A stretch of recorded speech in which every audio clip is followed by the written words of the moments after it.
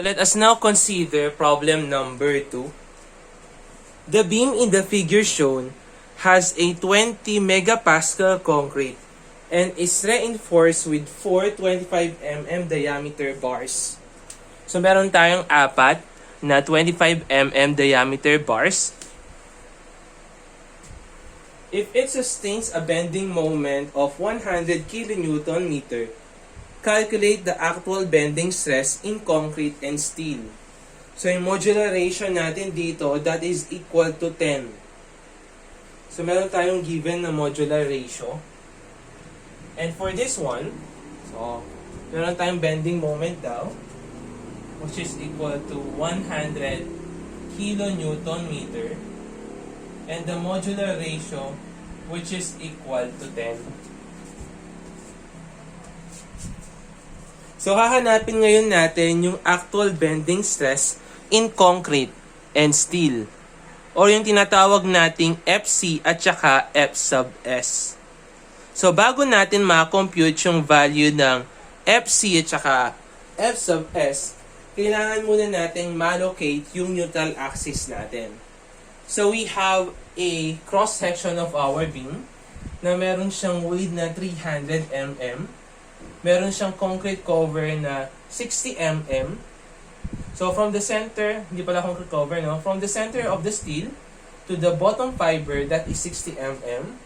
From the center of your steel hanggang dun sa extreme fiber in compression, we have a 450 mm. So, ngayon, hahanapin ngayon natin yung value ng actual bending stress natin in concrete at saka dun sa steel. So, since meron tayong heterogeneous material, since yung concrete natin that is made up of steel at saka concrete, kailangan nating gumawa ng paraan para ma-convert natin yung beam natin into a homogeneous one. So, in what way? So, gagawa tayo ng fictitious beam. So, for this, para magawa natin yung fictitious beam, we will convert yung steel natin into a fictitious concrete. So, para magawa natin yung fictitious concrete, we will just multiply yung value ng modular ratio natin to the value of your area of steel bars. So, dito meron tayong apat na 25 mm, imumultiply natin siya sa modular ratio na 10 para maging fictitious concrete yung steel natin. So, we are now, na-convert na natin. Ito yung converted fictitious beam natin. Fictitious, concrete natin. O yung hypothetical concrete natin. So, we can now simplify yung figure natin. So, ibig sabihin, sa ganitong area ng bakal natin, ito yung katumbas niya kapag sa konkreto. So, in other words, kung ito yung area ng steel mo, so, siyempre, mas malakas si steel compared kay concrete, equivalent yan dito. Dito sa maliit na area, which is A sub S, yung pinagsamang area ng apat, ganito yung equivalent niya sa concrete kasi mas malakas si steel compared mo kay concrete. Kaya, mas mahaba siya. So, for us to locate first, we are tasked to locate the neutral axis. So, let's say, yung neutral axis natin, that is the distance from the extreme fiber of your beam. Sabihin natin, that is X. Okay? From the extreme fiber natin in compression hanggang neutral axis, that is X. Siyempre, yung width ng beam natin, that is 300. And of course, from the center ng steel bar natin hanggang dito sa neutral axis natin, we have 450 minus X. Now, we will locate now the value of our neutral axis. So, step 1, locate neutral axis. So, hahanapin natin yung value ng X natin. So, para magawa natin yon, yung moment of area above the neutral axis. So, i-moment down natin to. So, we have yung base niya, which is equal to, which is yung base, multiplied by x, multiplied by the moment arm na x over 2, is equal to the moment of area of our fictitious concrete about the neutral axis. So, eto naman yung imo-moment natin. So, meron tayong NAS multiplied by 450 minus x, which is our moment arm. So, substitute natin yung mga values. Yung D natin, we have 300. And then, hinahanap natin yung value ni x squared over 2 is equals to yung modular ratio natin na 10 multiplied by the area na pi over 4 multiplied by 25 squared multiplied by kung ilang piraso. So, meron tayong 4 na piraso multiplied by 450 minus x. So, by shift solve, we can now calculate for the value of your x, which is equal to 185.92 mm. So, after solving for the value of your x, kailangan na natin isolve yung value ng ating I. So, we will solve for the value of our moment of inertia about the neutral axis. So, kunin natin yung moment of inertia natin or I sub NA. Okay. So, dito, since rectangular lang naman, so that is BH cubed over 12. So, mangyayari yan, we have B. So, that is, di ba, sa rectangle, that is BH cubed over 12. Plus, yung transfer formula natin. So, dito, magta-transfer section pa tayo dahil wala naman, at nandito yung pangalan dito? Nandito yung centroid ng figure natin. Tapos, kung saan natin siya kinukuha ng inertia, is meron silang distance, kaya magta-transfer formula pa tayo. So, we have B. Yung height niya is x cubed over 12 plus. So, yung area niya, that is yung base multiplied by x. And then, yung distance niya, that is x. Distance niya from the centroid hanggang neutral axis, that is x over 2 squared. Plus, so dito, i-apply pa rin natin etong formula na to dito sa fictitious concrete natin. So for this one, imagine, sobrang liit lang to. Sobrang liit lang niya. So let's say, sa sobrang liit nito, so that is 0.025, let's say. So, kung i-cube mo pa, lalo siyang liliit. And then, i-divide mo pa siya by 12. So, ito approximately equal to 0.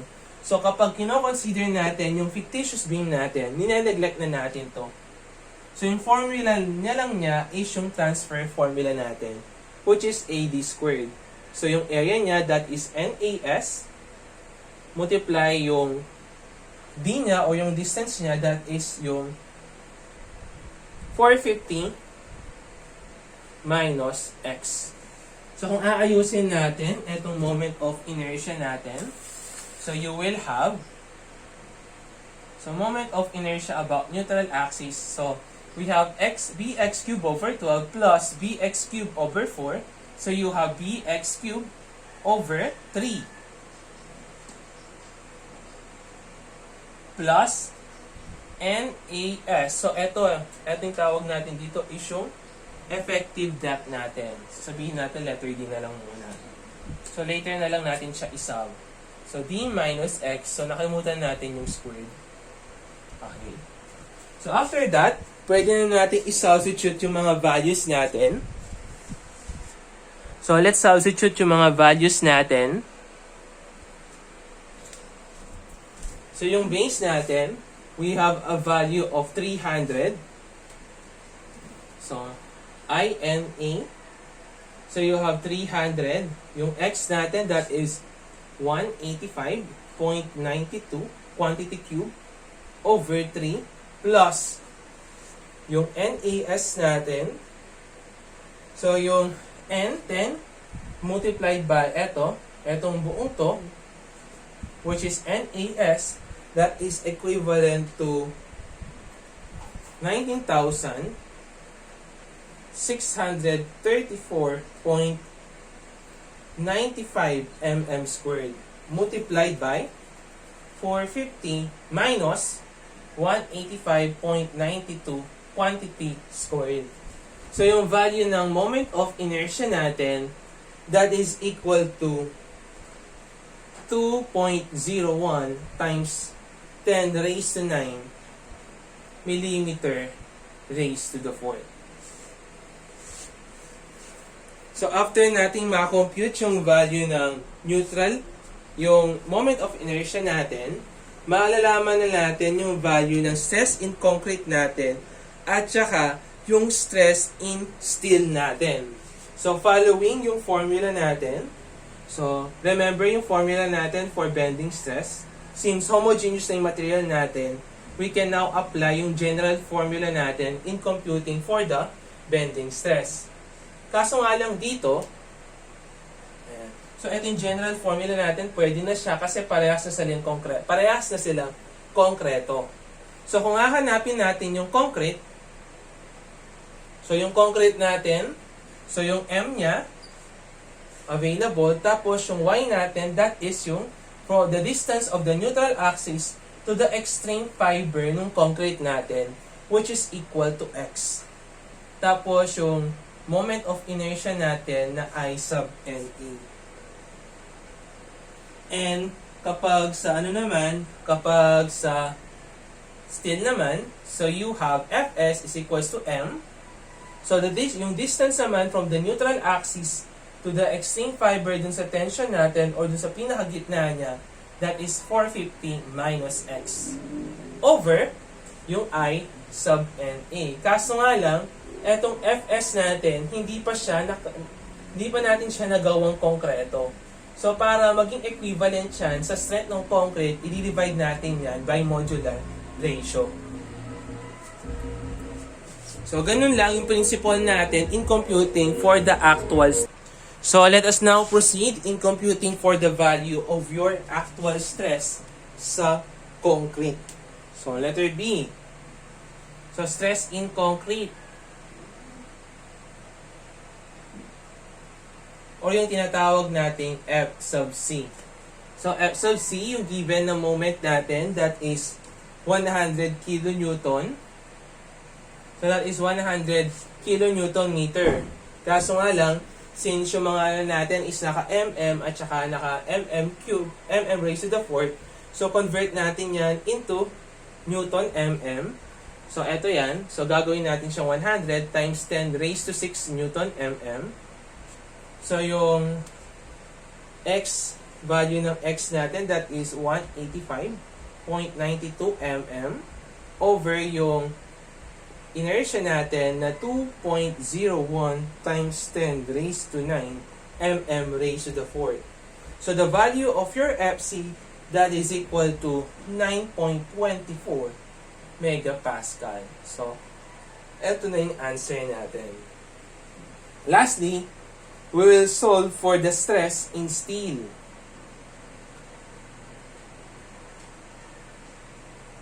Or, eto yung F sub S na tinatawag natin. F sub S over N. Huwag natin kalimutan yung N. So, yung N natin, that is equal to 10. So, para maging yung equivalent, so, over N, so that is equal to 10. So, yung M sub S natin, that is equal to 100, kasi yun yung given na bending moment, times 10 raised to 6 Newton mm, multiplied by 450, minus X. O yung 450 minus X natin, that is equivalent to, so, minus X. So, you have 185.92. So, etong, pag pinag-minus mo yan, yung equivalent niya is 264.08 all over yung inertia natin, which is equal to 2.01 times 10 raised to 9. So, yung F sub S natin, so mangyayari niyan is, etong 10 natin, i-cross multiply natin siya. So, Fs over 10, that is equal to 13.138 megapascal.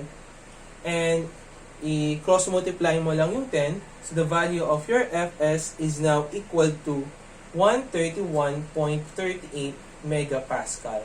So, this is your answer.